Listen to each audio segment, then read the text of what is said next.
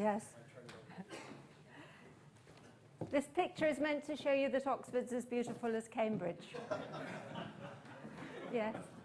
I'm afraid when I wrote the abstract, it was something about active nematics, because that was a few months ago. But what it's actually going to turn out to be is to look at these turbulent-like behaviors that we see in active systems, and actually to try and gain some extra insight into these. Thinking this was a rather small, friendly workshop, I thought I'd talk about work in progress, but as it's rather a big, friendly workshop, hopefully that will be okay. First, thank you very much to Sumesh Tampi, who we've inherited from Bangalore, who's done a brilliant job on this, and my colleague Roman Golestanian, who's explained many, many things to me. Without them, certainly I wouldn't be giving this talk today. So what am I going to do? Well, first of all, I'm going to give you lots of examples of dense active systems where we see this turbulent-like behavior. So we're going to start with just the zoo. And this zoo's been worrying me for a long time because as a physicist, I'd rather there weren't lots of different systems. I'd rather there was something generic we can get out of this. I want to explain a way of looking at this active turbulence, a way of measuring it, so that you can actually see whether it really is the same in all the different systems or whether it might be different. So I'll talk about a whole zoo of things and then just emphasize one particular system, and that's experiments on microtubules and kinesin, which were carried out at Brandeis in Zvonimir Dodgik's group. And given that he's going to talk next, I'll do my best, but then he'll explain it properly to you. And these are beautiful experiments. And I actually said the same thing when he wasn't in the audience. They really are beautiful experiments. Then I'll talk about the continuum theory for active nematics. And with apologies to the experts, I'll say quite a lot about this because I think there are people who aren't quite in the field. So I'll start from the beginning. Then I'll talk about our simulation results and show that we have a semi-quantitative comparison to the experiments. And that's sort of nice because then you can start thinking about what you need to explain. And I'm going to show that you can at least start to explain things in terms of topological defects in these active systems. And I don't have a perfect conclusion. I'm basically replacing one set of questions by another. But given we've been trying to understand this stuff for 5 years or so now, maybe I hope it'll be helpful to think about them in this slightly different way. So active systems. Active systems are ones that produce their own energy. Often they're biological systems. Or maybe they're systems which you vibrate, like a vibrated granular system, where you're actually putting in energy. And the first question is, are those the same as each other? And the question is, how do we understand their collective behavior?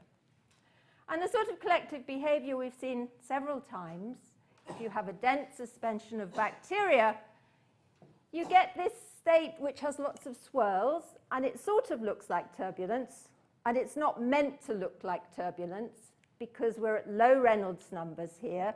For a single swimmer, typically Reynolds numbers are 10 to the minus 5, so why on earth do we end up with something like this happening?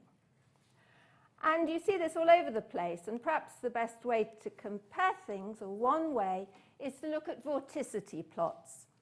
So this is a snapshot of this sort of behavior in bacteria. And what I'm plotting here is the vorticity, right and left-handed vorticity. And really, it's a way of just looking at this. I mean, I'm really just going to use this, that you look at a picture like this and other similar ones, and you get the same sort of picture. These are endothelial cells, work from Professor Oderschede's group in Copenhagen. Again, you get the same sort of picture, particularly in the vicinity of a dividing cell. Here you're getting correlations in the sort of vorticity you get around the cell. So that's a single dividing cell surrounded by lots of other cells? Yeah. Yeah. This is a driven system of grains. Again, you're seeing this swirling motion. Is it anything to do with what we saw before? I think the next one is fish. Again, you see the swirling motion. And of course, there are huge question marks about whether that's anything to do with anything we've seen before. And if you look at simulation models, this is work by Henrik Wensink. This is just a very simple simulation, not simple to do, but simple in idea, that you just have rods moving with a certain velocity with a short-range repulsion between them, no hydrodynamics. And what you end up with, if the aspect ratio of the rod is of order 5, is again the same sort of turbulent-like behavior with all these swirls. No hydrodynamics in there. And then these are all systems which are sort of having the same sort of behavior, but are different to each other. And we really don't understand what's universal and what isn't. Now, I put in this slide just to emphasize that what I'm looking at here is dense suspensions. We're going to hear, we have heard at this conference, some very nice work on single active systems, on ones where concentration fluctuations are important. But I'm here. I'm not worrying about concentration fluctuations. I'm worrying about dense suspensions. So now I'm going to come on to the two particular examples of this turbulent-like behavior. It's probably the wrong word for it, but this sort of swirly behavior that I'm going to concentrate on. And the first concerns molecular motors. So we're down in length scales, factor of about 100 from the swimmers. And for those of you that aren't used to molecular motors, this is the most gorgeous picture, I think. I looked at it and I thought, oh yeah, you don't get things walking along microtubules like that, do you? And then I learned a little bit more about it because I had to talk to people about these molecular motors. And now I look at this picture and I go, wow, because they really are like this. The main thing about the motors, from our point of view, is that this is the motor. This is the thing the poor little thing is hauling along. And it's walking along a microtubule. And this is because they're very tiny. They're nanoscale. And if they just moved autonomously in the fluid, the thermal fluctuations would kill them and they wouldn't get anywhere. They need something to hold on to so they can beat thermal fluctuations. And they really do look like this, like a pair of feet. The proteins which make them move are that shape. So this is real.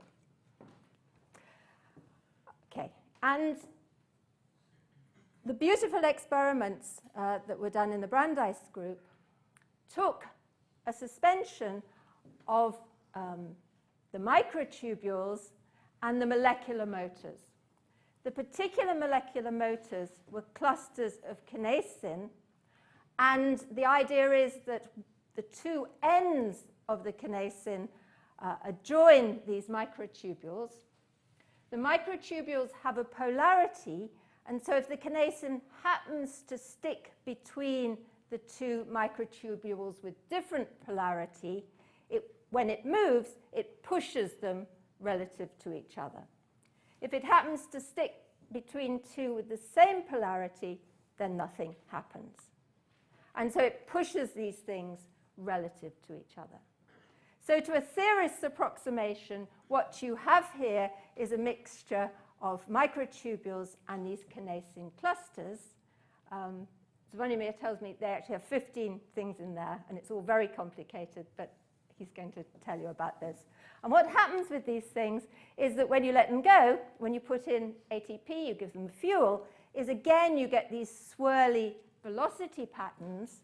And if I can manage to do this right, we can see the movies which are taken from the Nature paper by the Brandeis group, which show very nicely how you get these nice swirly patterns.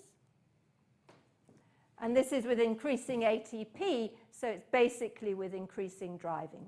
And again, these are the microtubules. You can see they're being driven around by the molecular motors. Again, you're seeing this swirly behavior. Why? And what was particularly lovely about these experiments is that they were able to do quantitative analysis. And the particular bit of the experiments that I'm going to focus on when I'm trying to compare them to the simulations is this picture here. What's being plotted here is the velocity-velocity correlation function. This is the unrenormalized version. And what you can see is the thing moves faster if you drive it faster. If you increase the activity, in the experiments that means increasing the amount of ATP, you can see that the thing moves faster. That makes a lot of sense. If you normalize that velocity-velocity correlation function, so here we've got it normalized, so it's 1 here, then there's a data collapse. And the data collapse means that there is a length scale, a particular length scale, and the point is that that length scale is independent of the activity. And I don't think that's what you'd expect in these systems. It certainly isn't what I'd expect. You have a length scale which is independent of the activity. So what's setting that length scale? So we've been doing simulations for a while, asking various questions, using the continuum theory for these active nematics. So can we get similar results out from the continuum theory? So what is the continuum theory? Well, it's really very simple. And for the liquid crystal people, you're ever so used to it. The equations we use are just the normal liquid crystal equations of nematic hydrodynamics written in terms of the Q tensor. Mike Cates, in his talk this morning, showed exactly the same equations. This is the equation of evolution for the order parameter. There's an advection term. There's a coupling between the director rotation and the flow field, because if you have a liquid crystal molecule with a shear across it, the shear is going to turn that molecule. And then there's going to be a term which is essentially a term which moves you to the minimum of the free energy. And I haven't written down the free energy, but it's the normal Landau-de Gennes free energy according to some molecular field term. And added on to that are the liquid crystal analogues of the Navier-Stokes equations, continuity equation, and then the Navier-Stokes equation itself. And really the difference is that here, where I haven't written it out properly at all, is that you end up with a much more complicated stress tensor in the liquid crystal. And the reason it's more complicated is that in the liquid crystal, if you have a director field that moves, it's going to induce flow. The director field moving, the liquid crystal molecules moving, will induce a flow, known as backflow in these systems. So that's just dead standard passive equations of motion for a liquid crystal. To make them active, one adds this term. You add this in the stress tensor, just a coefficient times Q. That's all. That's why we worked on this, because we were used to doing passive liquid crystals, and it was easy to change it. So why? Why is the active term like that? Well, if you're a mathematician, it sort of has to be, because this appears in the stress, and so there's a derivative here in the equations, d beta, so you end up with 1 index alpha, which is what you need to put it in the Navier-Stokes equation. So it's the lowest order term with the right symmetry. The physics behind it is essentially the symmetry of the flow fields produced by these active systems. For example, if I have an active system, it makes its own energy. There's no external force acting on these systems. No external force. Forces appear in equal and opposite pairs. So if you have a swimmer, you have the thing with a thrust and a drag. And for the microtubules, the forces appear in equal and opposite pairs because always you're pushing these things against each other. So there's no net force on the system. That makes a difference to the flow field. If I just have a colloid, which I actually pull through this fluid, like that, then the flow field looks like this. It moves essentially along with the colloid. If I have one of these swimmers with equal and opposite forces, it acts like a dipole source. And the resultant flow field looks like this. And you can see that it has a nematic symmetry. And that's really why you end up with equations of motion that look like a nematic. And this nematic symmetry can either, if this is my swimmer here, have a flow field which moves out from the sides and into the ends, and that's called out from the sides is a puller or a contractile system, or it can do the opposite. If I reverse all the arrows here, so it's pushing it out from the ends, that's a pusher or an extensile system.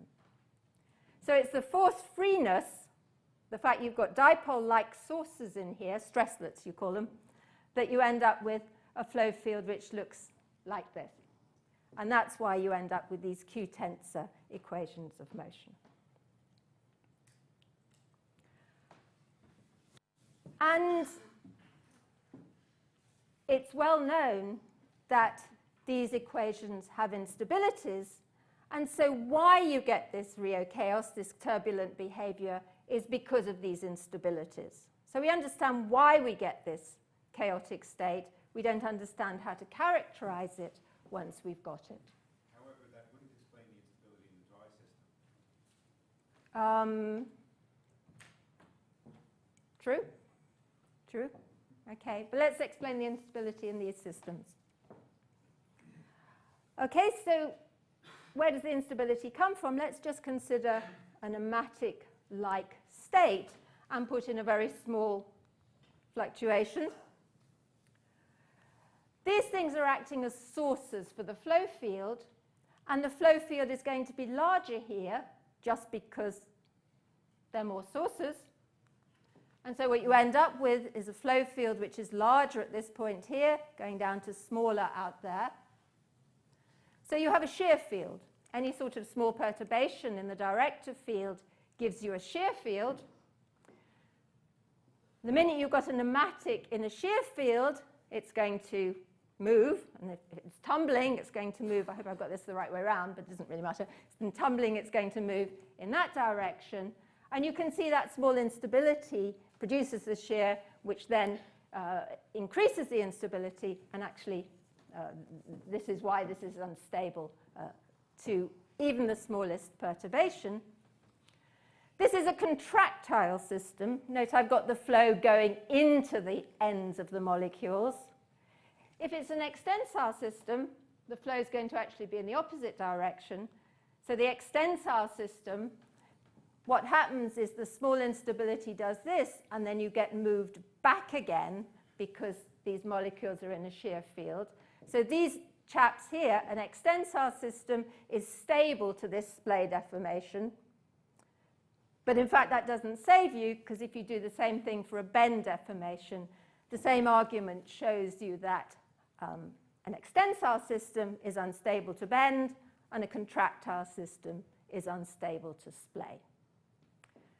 So it's perfectly okay. You really do expect to get these sorts of complicated, turbulent-like patterns in these systems.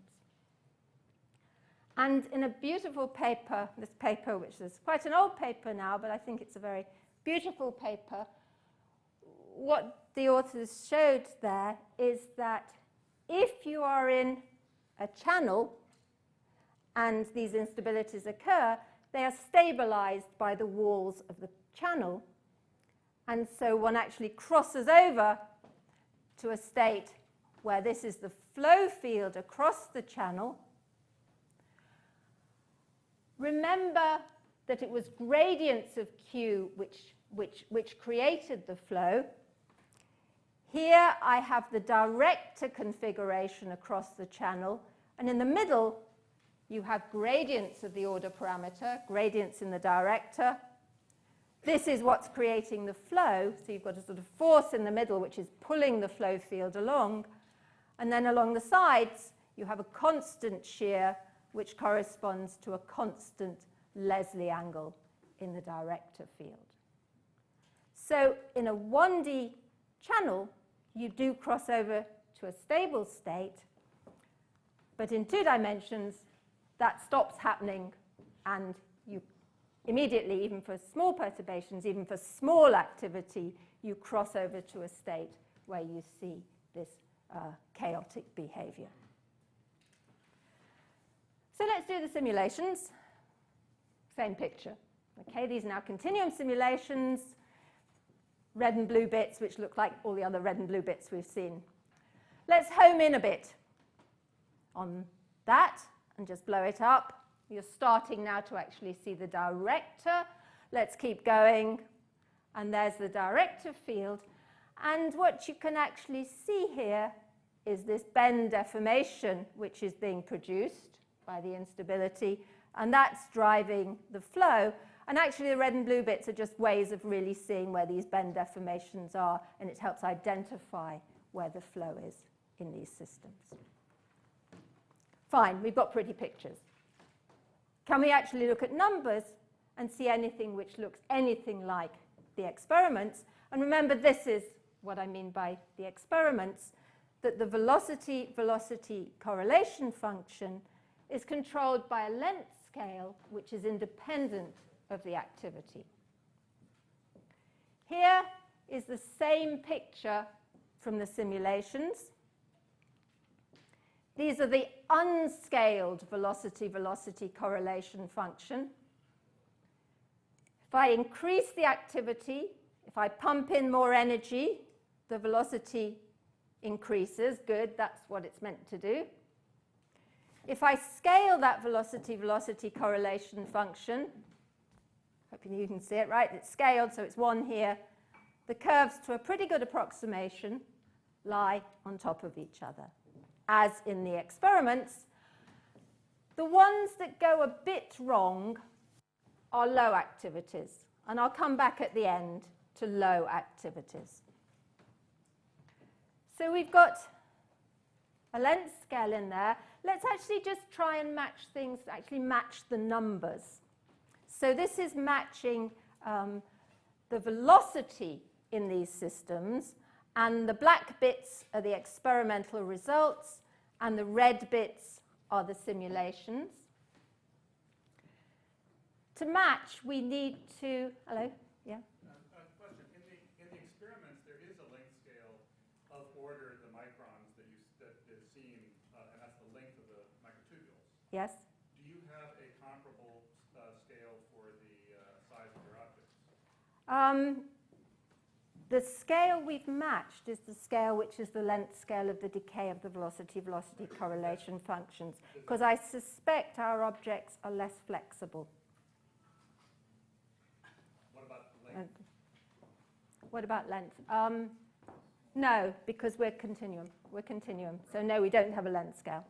No, that's right. Sorry. Yeah? How do you plot experiments? What do you take the activity coefficient in the experiments? This. And I was going to say that in a minute anyway, yeah. Okay, so it's the log of the concentration of the ATP. And that's the best we can do. I don't know if that's right, but that would be the most sensible guess. The best you can do, you mean that's the one that looks the most like your simulation? No, it's our best guess at what we should, which actually looks most like our simulations as well. So we're okay. The equations, the activity coefficients actually is a stress, right? Yes. Yeah, it's proportional to stress, yeah. Okay. So the length scale that we ended up with is the obvious one. It's the length scale of the decay of these velocity correlation functions. That's how we match length. How we match time is a bit more tricky.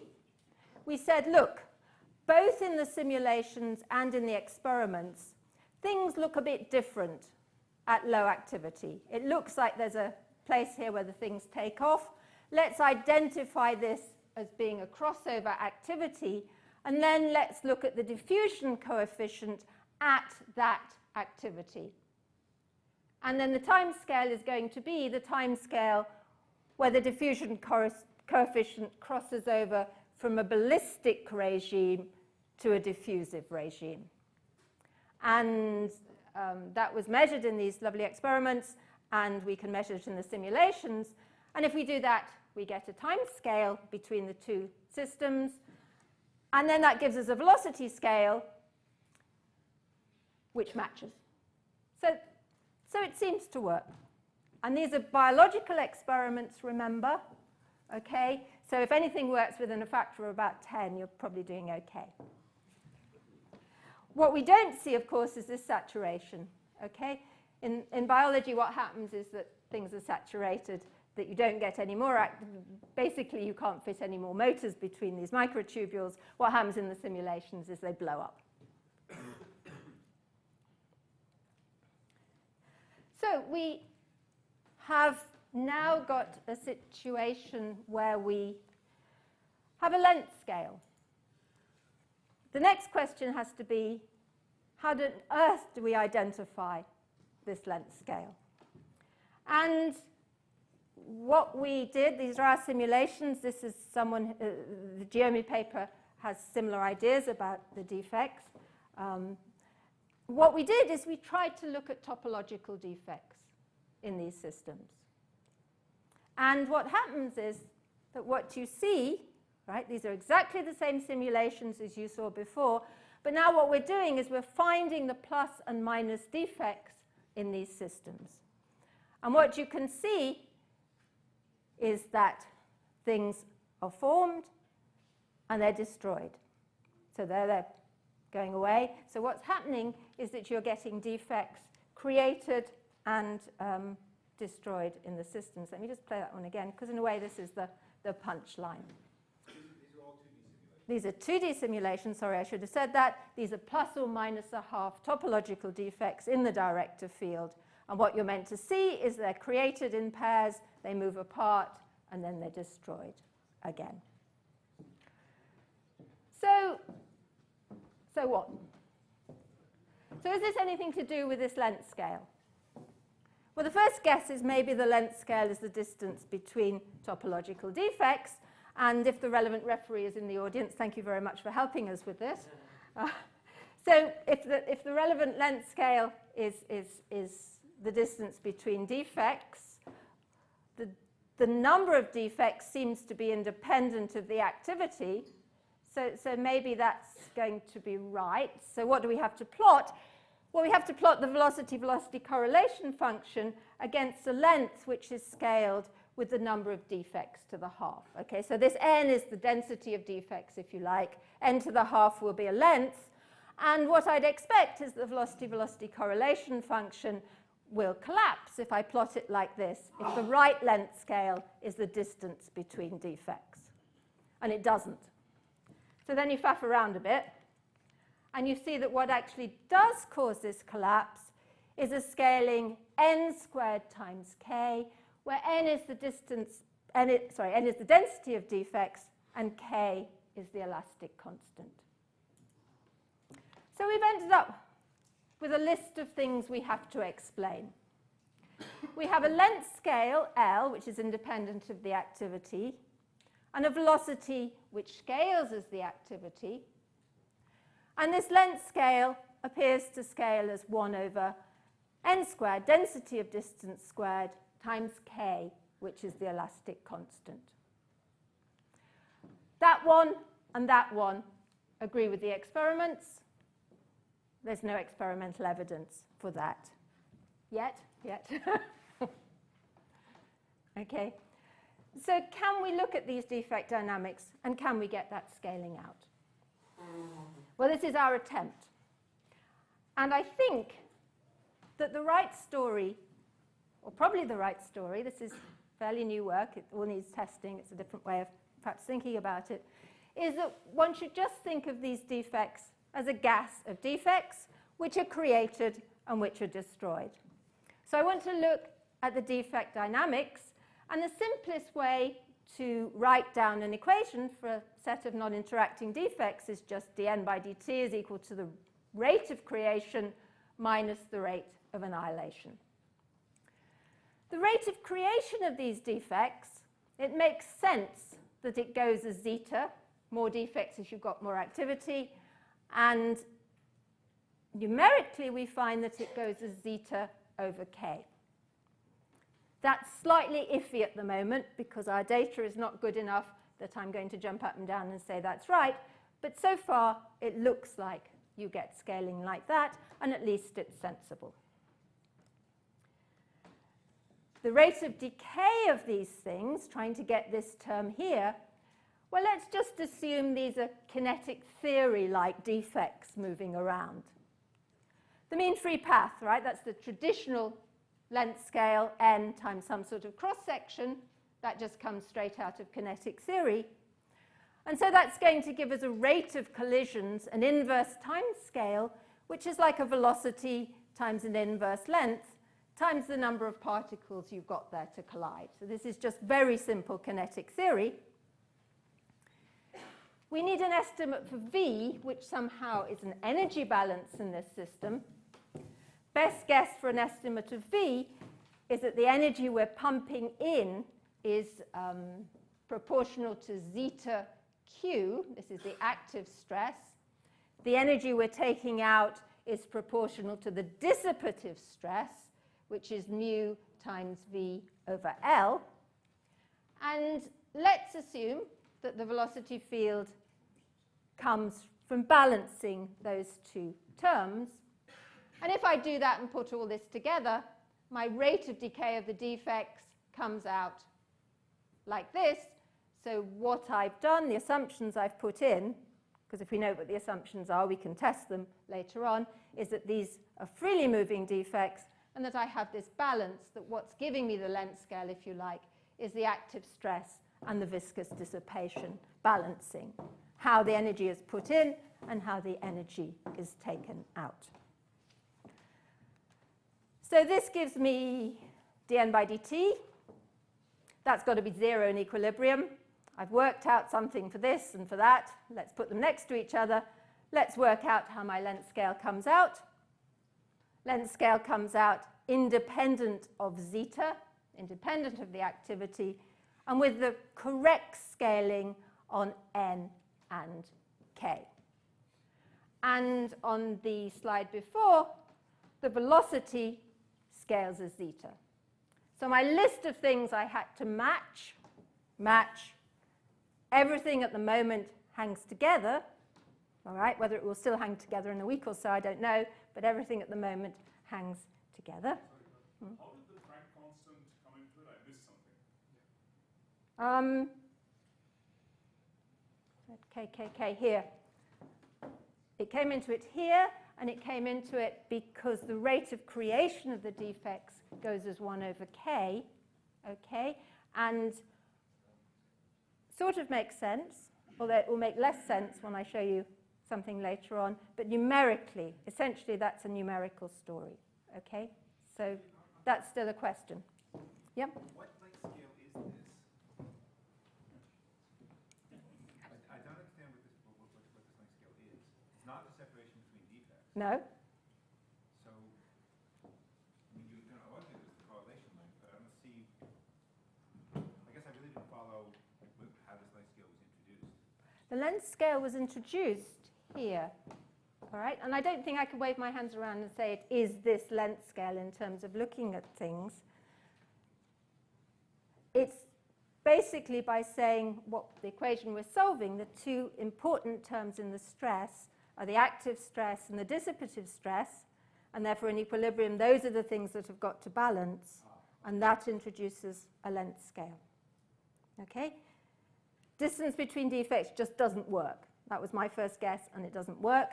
This one works at least to the approximation that this is new work, and somebody else might find, there's still questions. Okay, so let's look at these defects in the experiments. Because we'd like to understand a bit more about how they're formed. I mean, the next question is how, why the defects formed? Because then we might be able to do a better job of understanding things like the rate of formation. And at this point, things get a bit, it's after this slide they get a bit iffy because this is quite new and we don't have all the answers yet. But these are the experiments, and what happens in the experiments is what you can see is that you get a bend-like deformation, and then the two defects appear in the bend-like deformation, because by doing that, what they're doing is lowering the elastic energy of the system. So let's go back to the simulations. And in the simulations, one can see things which are actually very similar. Here, you can sort of see lines going across the simulations. And if you look closely, it's a bit hard to see from there. What these lines are is bend-like deformations. And this is where the defects appear. It seems that you get an instability. The flow takes the instability and essentially makes it longer, but I mean, it just moves it through the system. So you get these lines of bend. And then these lines of bend relax by producing defects. And here is a picture of them actually doing that. We put the lines of bend in by hand. So you could see what would happen. And what you can see is that the defects appear in the lines of bend. And these are regions with different elastic constants. And those of you that are awake, and this is still a question we haven't answered, it's actually easier to get the defects forming for large elastic constants. That actually makes sense because you have more elastic energy stored and it wants to get rid of it, and so it tends to form defects for large elastic constants. I had my rate of defect formation going as 1 over k, and that would mean that it would be easier to form defects for small elastic constants. So somehow what is happening is that actually creating the bend deformation in the first place is as important as actually, once you've got the bend deformation, taking the defects out of it. And we're going to have to put those two things together, and we just haven't done that because we haven't got that far yet. I promised to go back to low activities. Low activities looked a bit different in the simulations and in the experiments. And the reason for this is that you get these lines of bend deformation, and they're very obvious here that you get these lines across the simulation box. And for these low activities, you don't see the defects forming because there just isn't enough elastic energy in those deformations to get the defects. So that is what's happening at low activities. You get these lines of bend forming across the system, but they don't decompose into the defects. So this is what we've been looking at. We've been trying to understand this active turbulence. It seems that defects are important. Possibly looking at the topological defects is a way of unifying these different sorts of active turbulence. These are properties which are seen in the experiments and in the simulations.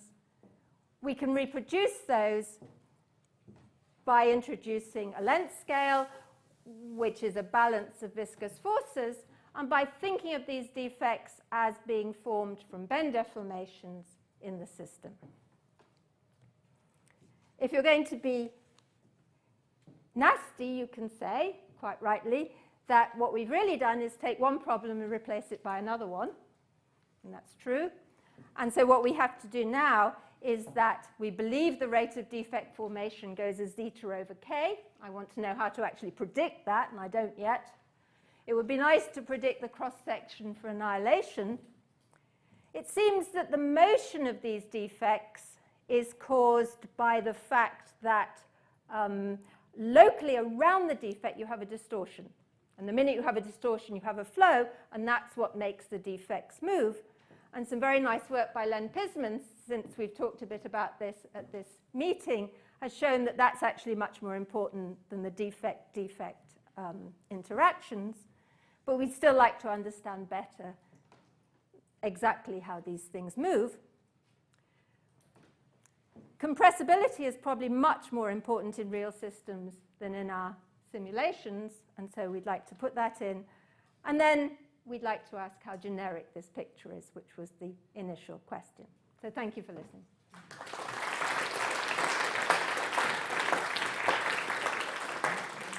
I'm going to take the liberty of asking the first question because there's something from the beginning. Tom, why don't you take the liberty of the microphone? Microphone. Yeah. So, for those who haven't been in this lecture theatre, it's being recorded and we don't have mics in the audience, so you have to speak and be recorded.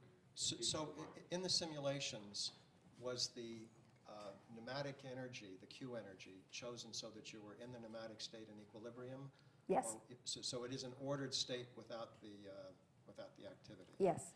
And is there thermal noise in the experiment, in the simulation?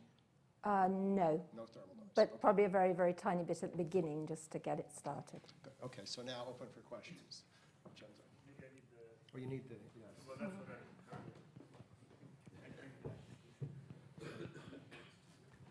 Thanks for this beautiful talk. And I'd like to point out a connection and maybe start from your question, how generic is this picture?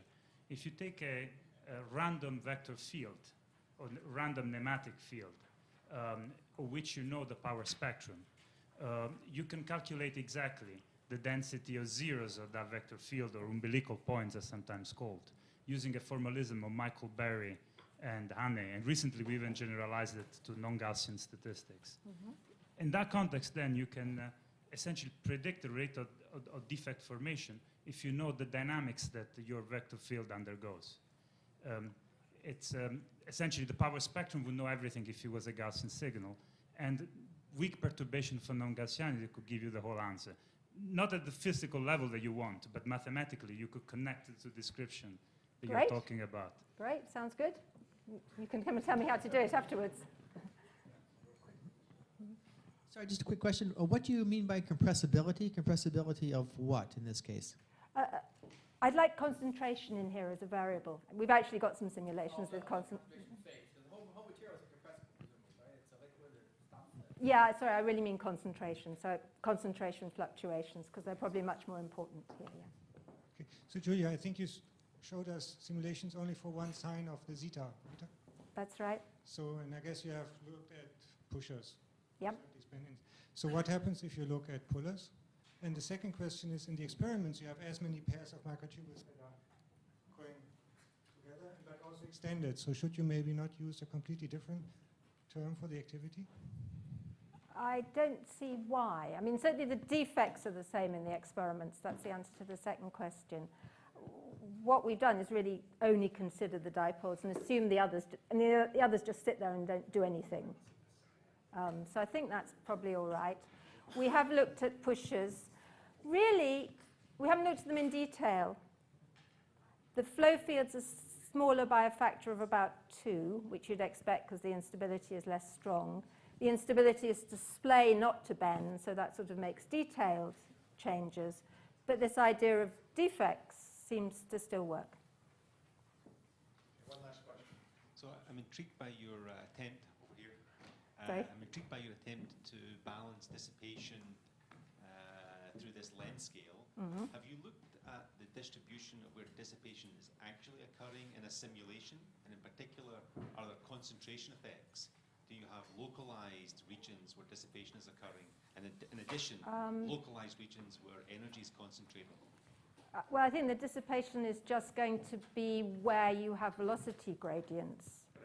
And the velocity gradients are going to be largest probably around the edge of these bend deformations or near them. But we could do that, but I'm not quite sure what it would tell us because we're averaging over the whole system. I suppose you want a local balance. Well, the dimensionality Mm-hmm. of the set in which dissipation is happening and the dimensionality of the set in which energy is concentrating is that balance which is relevant. Don't think so, because I think you just average over the whole thing and very quickly it all smears itself out. Yeah. Okay, let's thank Julia again for a wonderful talk.